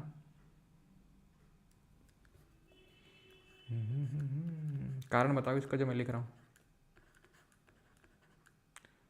Cyclone do not form at equator. कारण क्या है बताओ, कारण क्या है? नो कॉरियोलिस फोर्स, ठीक है। कॉरियोलिस फोर्स इक्वेटर पे 0 होता है, तो इसलिए वहाँ पे 0 होगा, ओके ठीक। तो ये आपको समझ में आएगा। नॉर्थ इक्वेटोरियल यहाँ भी चल रही होंगी ट्रेड विंड, यहाँ नॉर्थ इक्वेटोरियल, साउथ इक्वेटोरियल, यहाँ नॉर्थ इक्वेटोरियल, साउथ इक्वेटोरियल। अब ध्यान से समझना जो बता रहा हूँ, जब ये पानी इधर आया होगा तो यहाँ पर गर्म पानी इकट्ठा, यहाँ गर्म पानी इकट्ठा, ठीक है। ये नॉर्थ इक्वेटोरियल, साउथ इक्वेटोरियल, यही वही ये वाला जो है और ये वाला यही सेम चीज़ तो है, क्योंकि पृथ्वी गोल है, तो यहाँ पानी गर्म इकट्ठा हो जाएगा। जब गर्म पानी इकट्ठा हो जाएगा तो वो बैक मारेगा, और जब बैक मारेगा तो वहीं से इसकी उत्पत्ति हो जाती है काउंटर इक्वेटोरियल करंट की। इट इज़ लाइक ये इक्वेटर है, ये नॉर्थ इक्वेटोरियल करंट है, ये साउथ इक्वेटोरियल करंट है। ये पानी जमा कर देगा, जैसे यहाँ पानी जमा कर दिया, जैसे यहाँ पानी जमा कर दिया, ये पानी को जमा कर देगा। वो पानी जमा कर देगा क्योंकि यहाँ ज़मीन है, तो अब जाएगा कहाँ, तो बैक मारेगा वो। तो जब बैक मारेगा तो इन दोनों के बीच में आएगा काउंटर इक्वेटोरियल करंट, क्योंकि इक्वेटर में ही चल रहे हैं और ये हॉरिजॉन्टल तरीके से चल रहे हैं। ये देखो ये ऐसे चल रहा है, ये भी हॉरिजॉन्टल ही है, वर्टिकल नहीं, लेकिन आप देखो ये इस तरीके का मूवमेंट है। ये कोई इक्वेटर से पोल या पोल से इक्वेटर की तरफ मूवमेंट नहीं है, इक्वेटर में ही मूवमेंट हो रहा है उसी के आसपास। या फिर मैं बोलूँ डोलड्रम नहीं है ये, और डोलड्रम में तो कोना हवा चलती ना है। जब डोलड्रम में कोना हवा चलती ना है तो ये बैक मारेगा, इधर नॉर्थ ईस्टर्ली इधर साउथ ईस्टर्ली। ये डोलड्रम है, डोलड्रम है ना, 5 degree north 5 degree south, 10 degree north 10 degree south के बीच में। तो यहाँ पर पानी इकट्ठा हो जाएगा, हवा तो चल नहीं रही तो पानी बैक मारेगा। समझ आ गया। अब ये जो नॉर्थ इक्वेटोरियल करंट है ये ऊपर की ओर जाएगा, यहाँ से इस तरीके से कोस्ट की वजह से ऊपर की ओर जाएगा। यही बन जाता है गल्फ स्ट्रीम, ध्यान सुनो, यही बन जाता है गल्फ स्ट्रीम। फिर यही बन जाता है नॉर्थ अटलांटिक ड्रिफ्ट, जो 2 ब्रांचेस में डिवाइड होता है। एक ब्रांच ऊपर जाके नॉर्वेयन बन जाती है और एक नीचे आके कैनरी बन जाती है। अब ये जो गल्फ स्ट्रीम है, क्योंकि इक्वेटर, ए भाई इधर देख लो थोड़ा सा, ठीक है। मैं ये बोलना चाह रहा हूँ कि तुम्हें हो सकता है लगे ये गल्फ स्ट्रीम समझ नहीं आ रहा, सब समझ सदो तो थोड़ा सा, रुको तो थोड़ा सा, ठीक है। और जाना है तो जा भी सकते हो, कोई दिक्कत वाली बात नहीं है, लेकिन हाँ जब क्वेश्चन आएगा तब पसीने छूटेंगे। तो गल्फ स्ट्रीम आया ये नॉर्थ अटलांटिक, ये डिवाइड होगा 2 में, नॉर्वेयन और कैनरी। कैनरी ठंडा हो जाएगा, वो गर्म हो जाएगा, क्योंकि ये गर्म होके गया है। और ये ऐसे समझ लो कि पोल से आ रहा है इक्वेटर की तरफ, तो ये ठंडा होगा। या फिर रिलेटिवली भी हम देखते हैं, पता है रिलेटिवली कैसे, यहाँ इतना ठंडा है उसके लिए तो गर्म ही होगा, और यहाँ इतनी गर्मी है उसके लिए तो ठंडा ही होगा, जिस हिसाब से ये ऊपर से आ रहा है नीचे की ओर, ठीक। तो कैनेडी ठंडा है, गल्फ स्ट्रीम गर्म है और नॉर्थ अटलांटिक भी गर्म है, ठीक है। तो गल्फ स्ट्रीम गर्म, नॉर्थ अटलांटिक गर्म, नॉर्वेन गर्म। जो यहाँ से ये लौट गया है कैनरी, ये ठंडा है, ये ठंडा है। जब क्वेश्चन लगाओगे तब तुम्हें समझ आएगा क्वेश्चन कहाँ से कैसे क्या बनता है। ऊपर से आ रहा लैब्राडोर, कुत्ता नहीं है भाई, ये करंट है, ठीक है। लैब्राडोर आ रहा है ऊपर से, समझ गए, ओके, ठीक। अब इंडियन ओशन में आ जाए। इंडियन ओशन में ये देखो बेंगुला जा रहा है, ठीक है, नीचे से ऊपर की ओर, तो ठंडा होगा क्योंकि पोल से आ रहा है इक्वेटर की तरफ। ये इक्वेटर से पोल्स की तरफ जा रहा है तो अगुला से गर्म होगा, अफ्रीका के ईस्ट में, अफ्रीका के वेस्ट में। ऑस्ट्रेलिया के वेस्ट में वेस्ट ऑस्ट्रेलियन ड्रिफ्ट है, वेस्ट ऑस्ट्रेलियन करंट है ये। जापान में देख लो, वेस्टर्न पैसिफिक में ओयाशियो ऊपर से आ रहा है तो ठंडा होगा, नीचे से जा रहा है क्यूरोशियो तो ये गर्म होगा। अलास्का ये गर्म होगा, ठीक है। और कैलिफोर्निया, ठीक है, ये नीचे से ऊपर जा रहा है, अलास्का गर्म होगा, और कैलिफोर्निया, सी से कैलिफोर्निया और सी से कोल्ड। अब मुझे पता है तुम्हारे दिमाग में बन गया होगा रायता, कौन सा, बूंदी का कि लौकी का, जो भी बनाओ लेकिन बना तो होगा। तो याद कैसे करना है, याद ऐसे करना है यार, मैं तुम्हें बताता हूँ भी, ठीक है। मतलब बता दें, ट्रिक बता दें, ब्लिंकिट से किंडर जब मंगा लें। हाँ, मोहम्मद तमन्ना नहीं समझ आ रहा है, बिल्कुल पता है, पता है। जब हमने बोल दिया कि थोड़ा दिक्कत हो रही है तब तो एकदम फ्री लाइसेंस मिल गया, नहीं आ रहा है ना। देखो तुमको रटना है, समझ में तो तुमको ये आ गया होगा कि मूव क्यों करता है, तुमको इसी में दिक्कत आ रही हो, गर्म कौन है ठंडा कौन है। अब एकदम से तो तुमको ऐसे याद हो नहीं जाएगा, ऑब्वियस सी बात है कि सारा चीज़ अगर क्लास में ही याद हो जाए तो लोग फिर पढ़े क्यों, और फिर डिफरेंस क्रिएट ही कहाँ होगा, हर किसी के फिर सेम मार्क्स नहीं आ जाएंगे, ठीक है। तो इस चीज़ का ध्यान रखना है क्या, कि ट्रिक बता दें, फिर बता ही देते हैं। ऐसे याद करो कि एक बीपी, या फिर ऐसे याद कर लो, कहीं पे गोल्फ का वर्ल्ड कप हुआ है, गोल्फ का वर्ल्ड कप हुआ है, कहाँ, कैलिफोर्निया में, ठीक। जिसकी वजह से बीपी तुम्हारा हाई हो गया क्योंकि तुम हार गए वर्ल्ड कप। जब तुम्हारा बीपी हाई हो गया मतलब तुम्हारे पसीने छूट रहे हैं, तुम आग बबूला हो रहे हो, तो तुमको शांत करने के लिए किस में डाला जाएगा, ठंडे पानी में, खत्म। अब दिक्कत कहाँ होगी वो भी बता देते हैं, दिक्कत कहाँ होगी वो भी बता देते हैं।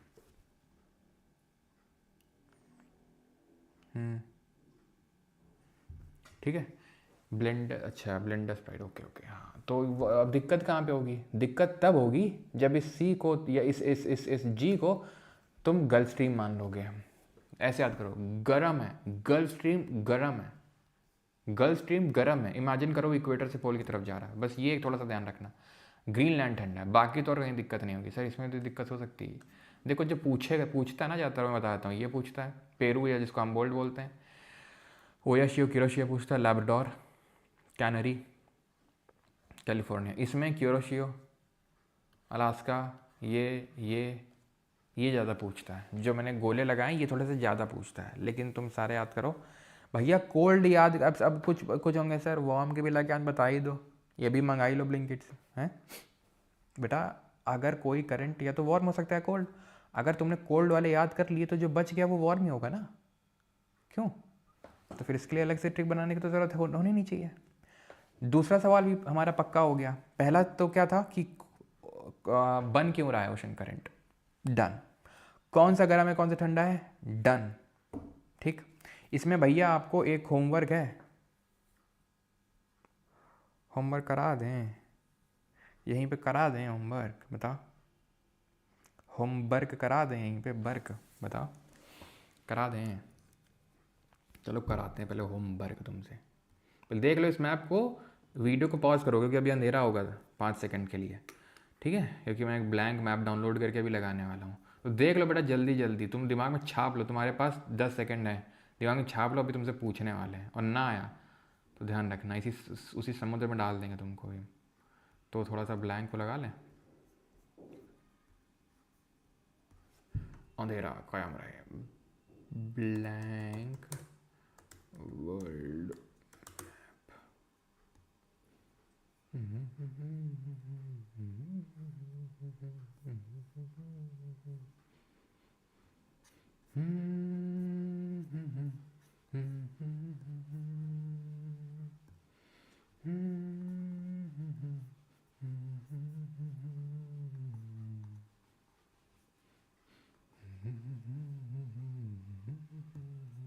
चलो भाई लग गया, आ जाओ बेटा, आ जाओ, आ जाओ, आ जाओ।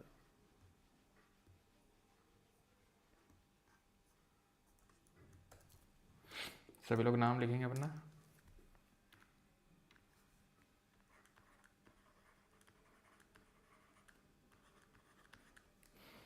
बताओ भैया कौन सा करंट है, हैं? रुक रुक रुक रुक रुक रुक रुक रुक रुक रुक रुक, ऐसे नहीं, पहले बना दें फिर पूछें तो मज़ा आएगा। तो भाई नमस्ते रे भाई। चलो ये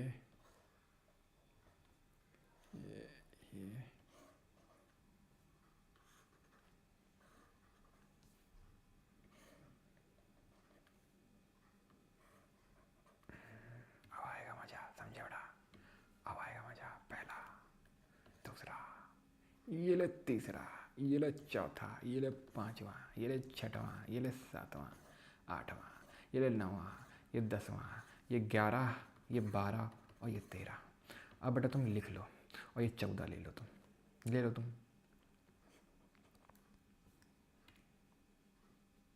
अब एक काम करो, अपनी कॉपी में या तो कमेंट में, औकात में, मतलब औकात में मैं बोल रहा हूँ कि एकदम डिसिप्लिन में, ऐसा नहीं कि ये पहला का ये दूसरा ये ना, ऐसा नहीं। एक लिखो, फिर 2 लिखो, फिर 3 लिखो, आराम से टाइम लेके लिखो। लेकिन जब पूरा लिख लो 14वां का, ठीक है, 14 सब का, तब उस कमेंट को छोड़ना कमेंट में। पहले सबके लिखो आराम से, ये नहीं कि पहला ये है, पहला ये, दूसरा, आराम से, कोई भागा नहीं जा रहा, और किसी को यहाँ कोई 1 करोड़ रुपये नहीं मिल जाने वाले, ठीक है।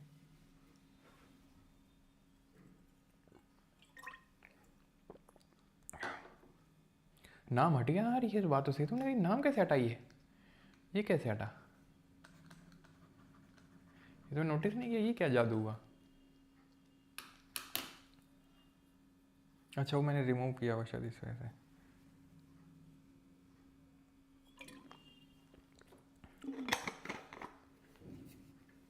अब मैच करना अपने अपने, ठीक है, कर लिए। एक भी नहीं आता तो राधे कृष्णा, तुम राधे राधे नाम जाप करो, उसी में तुम बढ़िया मज़ा है, ठीक है। फिर जो है तुम्हें भगवत नाम की प्राप्ति होगी, और फिर जो है तुम्हें याद आएगा, समझ आएगा कि ऐसे तुम्हें लग नहीं रहा तुम्हारे लक्षण, एक भी अगर याद नहीं आ रहा तो। सर ये टॉपिक बाउंस कर रहा है ऊपर से। Diwali offer in 4 lots of love सरबाई सर को बिहार से प्यार हो गया है। बिहार टी टोन। Okay Rahul ji. Diwali offer in 4.0 चलो देते हैं, रुक जाओ भी, ये थोड़ा सा करवा दें। देखो मेरी तो धनतेरस हो गई 200 रुपये में, तुम लोग अपना अपना देख लो। चलो भाई बताओ, जल्दी बताओ। और भाई ना इसमें पार्टिसिपेट करो, तुम्हारे लिए करवा रही, आगे बढ़ सकते थे। मून की वजह से नहीं, मून कैसे ये वो टाइड वगैरह आती हैं, ठीक है, वो नहीं आती हैं। किसी का एक स्टूडेंट का भी कंप्लीट आंसर नहीं है। अब मैच करवाना अपने अपने, ठीक है, लिख दें या करना चाहोगे और टाइम लेना है?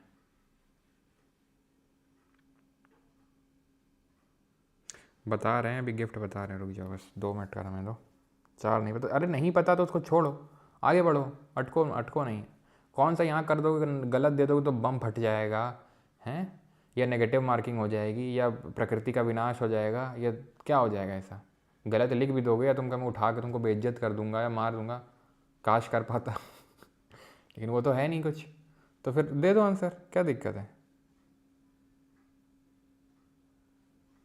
ओके चलो। ऊपर से आता है लेब्राडोर, लेब्राडोर कुत्ता ऊपर से आता आएगा, ये ठंडा है, ये ठंडा है। नीचे से जाएगा गल्फ स्ट्रीम में, गर्म है दूसरा। तीसरा वाला, अब ये क्योंकि ये इस तरीके से गया, ये बन गया north Atlantic drift, north Atlantic drift.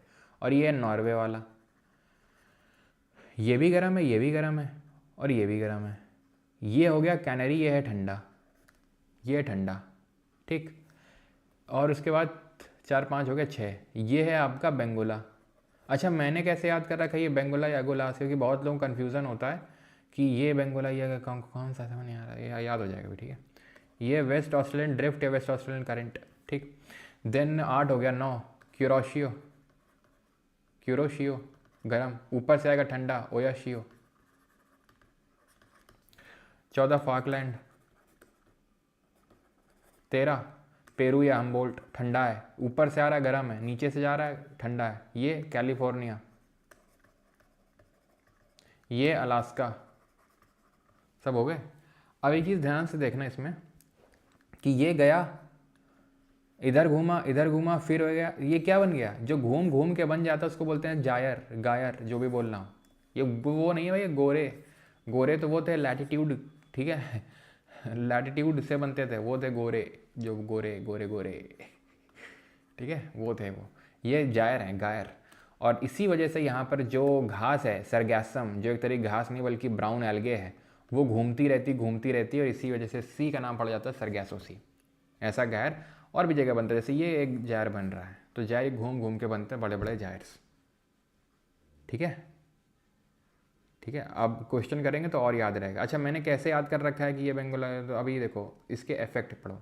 Effect क्या होते हैं, तो 2 इफेक्ट होते हैं, तो 3 तरह के सवाल बनते हैं। पहला आते क्यों हैं, देख लिया। दूसरा कौन ठंडा कौन गर्म, कर लिया। तीसरा इफेक्ट क्या होते हैं, प्रभाव क्या होते हैं। प्रभाव ये होते हैं कि जहाँ गर्म और जहाँ ठंडा ओशन करंट मिलते हैं वो बेस्ट फिशिंग जोन होते हैं। क्यों, क्योंकि जहाँ गर्म और जहाँ ठंडा मिलता है पानी, वहाँ पर प्लैंकटन का डिपोजिशन हो जाता है। प्लैंकटन खाना होते हैं किसका, मछलियों का। एनवायरनमेंट में भी इसके बारे में पढ़ेंगे, एनवायरनमेंट इकोलॉजी में। और जहाँ गर्म और ठंडी हवा मिलती है वहाँ पर फॉग क्रिएट हो जाता है, जो कि डेंजरस है हार्बरिंग के लिए, हार्बरिंग के लिए खतरनाक है, जहाज़ों के रुकने के लिए बहुत ज़्यादा खतरनाक होता है। अच्छा किसके लिए है, फिशिंग के लिए। देख रहे हो यहाँ पर ये फिशिंग कर रहा है, पूरी फॉगी कंडीशन हो चुकी है, पूरी धुंध हो रखी है। उस धुंध में ये फॉगी कंडीशन में ये क्या कर रहा है, ये जो है धुंध में ये मछली निकाल रही है, ठीक है, क्लियर थी चीज़। और धुंध है तो भाई यहाँ पर हार्बरिंग नहीं हो सकती है, ठीक है। तो ये चीज़ क्लियर। जहाँ वार्म और कोल्ड, अब कहाँ मिल रहा है, कहाँ मिल रहा है वार्म एयर, देख लो लैब्राडोर और गल्फ स्ट्रीम यहाँ मिलेगा। ये न्यू फाउंडलैंड कनाडा में जगह पड़ती है, थोड़ा सा और ऊपर जाओगे यहाँ पर ये वाली जो जगह है, ठीक है। ये नोवा स्कोटिया, याद है नोवा स्कोटिया पढ़ा रहे थे जब कुछ टाइड वाइड पढ़ा रहे थे, कुछ याद आया, हाई टाइड बहुत हाई होती है। तो ये यहाँ पर मिल रहा है लैब्राडोर और गल्फ स्ट्रीम, यहाँ मिल रहा है ओयाशियो या क्यूरोशियो। तो जहाँ जहाँ मिलते हैं वहाँ फॉगी कंडीशन होती है। फिशिंग के लिए अच्छा होता है लेकिन हार्बरिंग के लिए गंदा होता है, ठीक। एंड दूसरा है कि कोल्ड इफेक्ट है कि कोल्ड ओशन करंट हमेशा डेजर्ट बनाता है वेस्टर्न साइड में। वही लिखा हुआ है यहाँ पे, they largely contribute to the formation of coastal desert in the west coast margin और west coast regions of tropical and sub tropical continent. ये उष्ण कटिबंधीय और उपोष्ण कटिबंधीय महाद्वीपों के पश्चिमी तटीय क्षेत्रों में तटीय रेगिस्तानों के निर्माण में मुख्य रूप से योगदान करती हैं।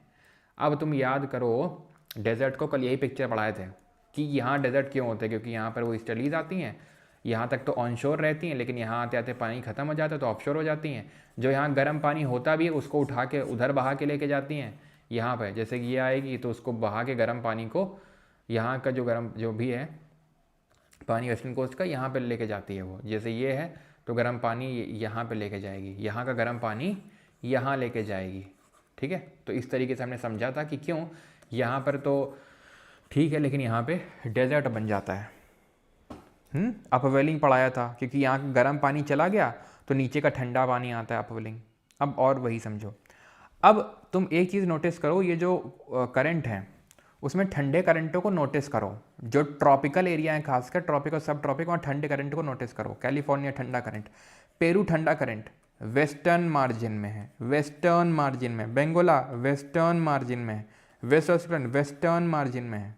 जितने भी सर ये ओयाशियो तो ये तो ठंडा, ये तो ईस्टर्न मार्जिन में। तो भाई मैं बहुत ही हाई लैटिट्यूड की बात कर ही नहीं रहा हूँ ना यहाँ पे, ये भी तो ठंडा है, ये भी तो ईस्टर्न मार्जिन में है। मैं ट्रॉपिक्स की बात कर रहा हूँ, मैं ट्रॉपिक्स की बात कर रहा हूँ। ठीक, तो मतलब क्या, तो ये क्योंकि यहाँ पर है ठंडा करंट। ठंडा करंट मतलब ठंडी हवा, ठंडी हवा मतलब जो थोड़ी बहुत यहाँ हवा चलेगी भी, जो थोड़ी बहुत यहाँ हवा चलेगी भी, अगर मान लो इधर से लोकल, तो क्योंकि यहाँ का पानी ठंडा है तो हवा भी ठंडी होगी, और हवा ठंडी है तो यहाँ पर डेजर्ट। तो आपने समझा ये चीज़। तो ऐसे ही मैंने याद रखा है कि बेंगोला क्यों यहाँ पे होगा वेस्टर्न कोस्ट में, क्यों, क्योंकि बेंगोला है कोल्ड, BC करके याद कर रखा है, और ये वेस्टर्न मार्जिन में। कैसे, क्योंकि वेस्टर्न मार्जिन में डेजर्ट क्रिएट करता है ये, तो BC। ठीक है, फिर से याद करो, Labrador, Gulf Stream, North Atlantic Drift, Norwegian, कैनेडी ठंडा, फाकलैंड गर्म। भाई जो ऊपर से नीचे वो ठंडा, जो नीचे से गर्म, ऊपर वो जो नीचे से ऊपर, या मतलब बीच से ऊपर, इक्वेटर से पोल गर्म, इक्वेटर से और पोल से इक्वेटर ठंडा। बेंगोला, अगोलास, तो ये कोल्ड, ये warm. Waste Australian drift, Oyashio, Kuroshio, Alaska गर्म, कैलिफोर्निया ठंडा, पेरू हम्बोल्ट ठंडा, ब्राज़ीलियन करंट गर्म। याद हो गया? ठीक है, क्लियर। चलो आगे बढ़ते हैं अभी। तो ये सब कुछ है, देख सकते हो डेजर्ट है यहाँ पे आपका। सोनोरन डेजर्ट है, मोजावे डेजर्ट है, ये तो खैर जब हम वर्ल्ड पूरा मैपिंग पढ़ेंगे तो वहाँ देखेंगे। चिंचवान डेजर्ट है आपका, ठीक है। एटाकामा है, वर्ल्ड का ड्राइस्ट डेजर्ट वेस्टर्न साइड में। पेंटागोनियन डेजर्ट है ये। नामीब है, कालाहारी है, सहारा डेजर्ट है। मैंने आपको बताया था ये पूरा क्यों है, क्यों यहाँ पर वेस्टर्न में नहीं है, क्योंकि ये पूरा लैंड मास एक कंसिडर करते हैं हम ये, ठीक है, पूरा। तो यहाँ पर तो सब कुछ ठीक है, लेकिन ये वेस्टर्न मार्जिन हो जाता है कॉन्टिनेंट का, ये वेस्टर्न मार्जिन हो जाता है, तो यहाँ पर इसलिए यहाँ पर बिल्कुल बारिश नहीं हो पाती है, ठीक है। इस वजह से यहाँ पर बिल्कुल बारिश नहीं हो पाती है। तो यहाँ पर देखो सेंटर में, इंटीरियर में, क्योंकि यहाँ बारिश हो जाएगी। इंडिया भी क्योंकि कोस्टल कंट्री है तो यहाँ भी बारिश हो जाएगी, लेकिन यहाँ पर एकदम बिल्कुल बारिश नहीं होगी। यहाँ क्यों बारिश नहीं होगी, क्योंकि समुद्र से बहुत दूर है। कॉन्टिनेंटैलिटी करके एक फैक्टर होता है जो क्लाइमेट में पढ़ेंगे, ठीक है, आगे जब इंडियन ज्योग्राफी स्टार्ट करेंगे, क्योंकि अब इंडियन ज्योग्राफी स्टार्ट होगी वेडनेसडे से। तो गोबी है, टकला मकान है, काराकुम है और किजिलकुम है, ये सब आपके डेजर्ट हैं, ठीक है। यहाँ पर आपका सबसे फेमस ध्यान रखना Gibson desert, great Australian desert बोलते हैं सबको, उनमें सबसे फेमस है गिब्सन, ठीक है। चलो भाई अब ख़त्म होता है, गिफ्ट की बारी आती है। गिफ्ट बता दें या पहले क्वेश्चन लगवा दें? क्यों, पहले गिफ्ट बता दें, क्वेश्चन लगा दें? गिफ्ट बता दें। कोल्ड क्या चीज़ समझ नहीं है आपको, क्या चीज़ समझ नहीं है? फागलैंड नीचे से ऊपर जाएगा। अच्छा मैंने गलती से शायद वार्म बोल दिया था, ओके सॉरी, ठीक है। फागलैंड नीचे से ऊपर ही जाएगा वो, तो कोल्ड ही होगा वो, ठीक है। आई एम रियली सॉरी अगर मैंने गलती से वार्म बोल दिया था तो, ठीक है। फाकलैंड आपका नीचे से ऊपर की ओर जाएगा and it is a cold one, ठीक है। कोल्ड करंट है फाकलैंड। गिफ्ट बता दिया जाए, लाइक करो तो बताऊंगा। बताओ करोगे नहीं करोगे? Sir does jet stream air in temperate cyclone? No, वो अपर ट्रोपोस्फेयर में ब्लो हो रही हैं। फ्रंट का जो फॉर्मेशन होता है वो नीचे होता है, उनका रोल इतना नहीं होता है। लिटिल बॉय का सेकंड एडिशन रश्मि जी अभी तो तुरंत तो नहीं आने वाला है, थोड़ा टाइम लगेगा। मतलब लाइक करोगे तो बताऊंगा गिफ्ट। चलो भाई, तो गिफ्ट ये है,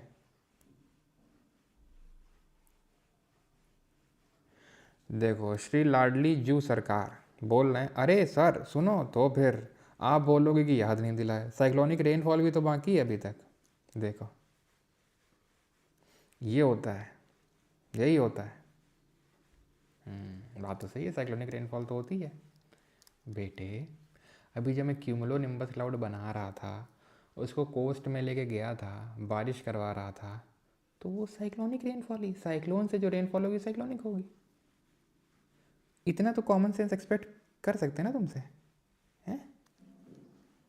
ये जो राधे श्याम नाम के और ये जो लाडली जू और ये सब ऐसे लोग थोड़े से ज़्यादा, मतलब मैंने देखा है कि एकदम ऐसी चीज़ पूछेंगे पूरी रामायण खत्म हो गई, राम कौन थे वो तो आपने बताया ही नहीं, उनके बारे में तो आपने लिखवा ही नहीं, क्यों? सरगैसम एक तरह की ब्राउन एल्गे है, ठीक है, जो यहाँ पर ये जायर की वजह से घूमती रहती है, तो उसके नाम पे वो सी का नाम पड़ जाता है सरगैसो सी। ओके, तो देखो भाई, तो अब बता देते हैं आपको। तो है ये कि आपको पता है ये जो है अपना बैच है, जिसमें सारे recorded videos, digital notes, quizzes, private Telegram group का एक्सेस, जिसमें कि डेली कुछ ना कुछ तो आपको मिलता है, एक्टिविटीज़ होती हैं, तो वो सारी चीज़ों का जो एक्सेस है वो आपको इस बैच के अंदर मिलता है। और अगर आपको दोनों बैचेस चाहिए, जैसे इंग्लिश और वो, तो अभी तक था इसका प्राइस ये, कूपन कोड करके ये और डिक्रीज़ हो गया था, लेकिन दिवाली तक के लिए आप सभी लोगों के लिए ऑफ़र है। क्या ऑफ़र है? दिवाली कब है? दिवाली है 20 को, आज कितनी है? 18 है, तो अभी से ये प्राइस स्टार्ट होगा, 19 को रहेगा और सिर्फ 20 तक रहेगा। कृपया करके 20 के बाद मैसेज ना करेंगे सर हम भूल गए थे, सर हमें तो याद ना रही थी, हमें तो ये हो गया था वो हो गया था, ठीक है? इसमें कोई कूपन कोड नहीं मिलेगा आपको, कोई कूपन कोड नहीं, क्योंकि कई बार होता है कूपन में ये होता है कि आप लोग मतलब काफ़ी लोग यूज़ कर लेते हैं, जो लोग नहीं यूज़ कर पाते हैं, जिन लोग का नहीं याद रह पाता है ऐसे, तो उसको बाद में रिग्रेट होता है, अरे यार हमने तो इतने में ले लिया था। तो इसीलिए हम क्या कर रहे हैं, प्राइस ड्रॉप कर रहे हैं, यानी कि उसमें प्राइस ही घटा हुआ ऑलरेडी आपको मिल जाएगा, सिर्फ 20 तारीख तक के लिए फिर से ही प्राइस हो जाएगा, ठीक? इसमें आपको मिलेगा ₹200 का ऑफ, ओके। कॉम्बो में भी आपको मिलेगा ₹200 का ऑफ, जीके में भी और कॉम्बो में भी, और इंग्लिश का अगर आप अलग से लेना चाहते हैं तो 300 का ऑफ। ये प्राइस ड्रॉप आज से इफेक्टिव हैं और 20 तारीख तक आपके ये रहेंगे, ठीक है? तो आप इनको अवेल कर सकते हैं बैचेस को इन दिस प्राइस ड्रॉप वाला फेज, ओके। अब आ जाते हैं क्वेश्चंस पे, करो पहला क्वेश्चन।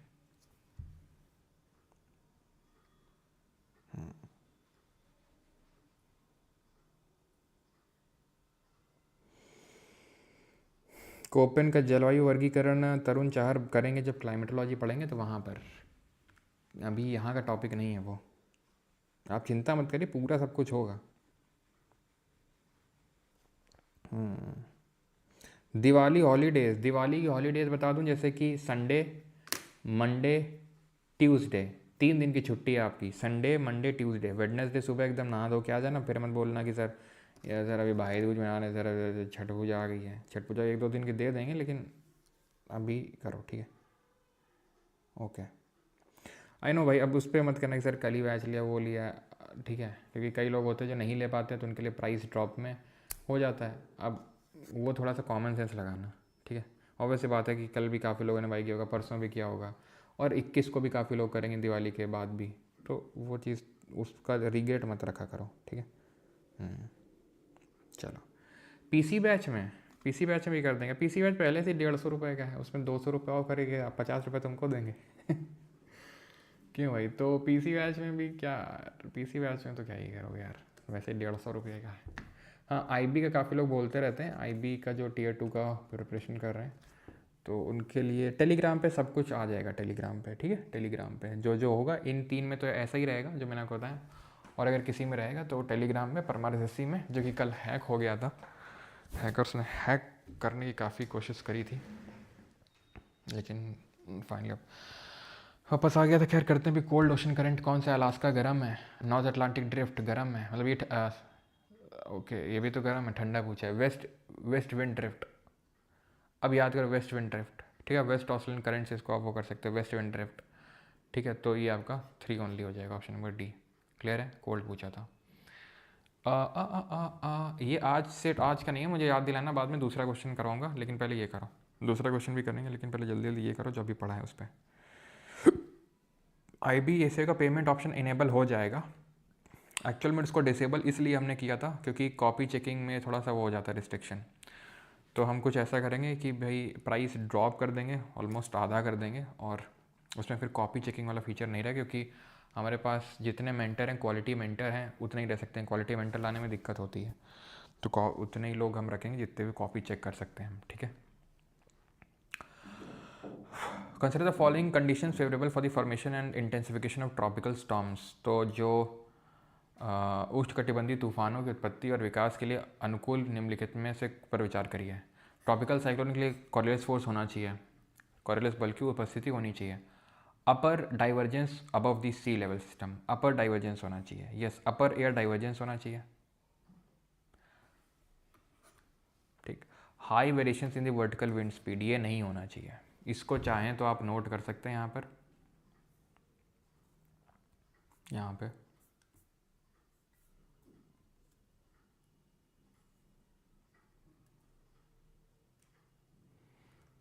ठीक है।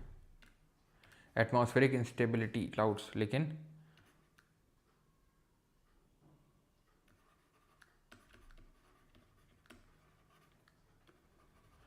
क्योंकि अगर वर्टिकल विंड स्पीड बहुत ज़्यादा होगी तो क्लाउड का फॉर्मेशन नहीं हो पाएगा, ठीक है। तो यहाँ पे ध्यान रखना, वर्टिकल वेरिएशन ज़्यादा नहीं चाहिए, ठीक है। वर्टिकल वेरिएशन ज़्यादा नहीं चाहिए, लो ही चाहिए। तो ऑप्शन नंबर सी 1 और 2।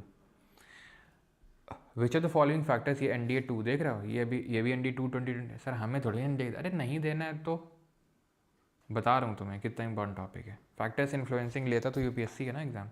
Influence the ocean currents, ocean current को कौन इन्फ्लुएंस करता है?